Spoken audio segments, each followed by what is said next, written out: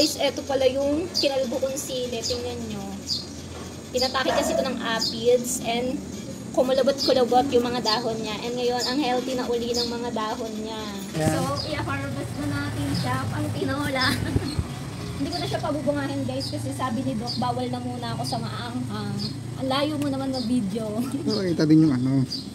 Ayan, sabi kasi ni Doc, bawal na daw muna ako sa maanghang kaya hindi ko na pabubungahin. Pang tinola na lang talaga. I-harvest na natin siya. Ayan o, ang dami na sana uli niyang flower and bubungahin. Kaya lang, wala din naman kakain ng bunga nito dahil bawal nga muna sa maanghang buling.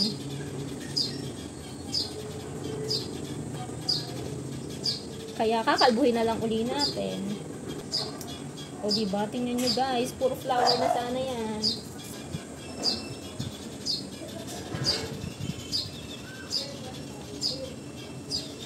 Madami-dami na rin pala ito pang tinola.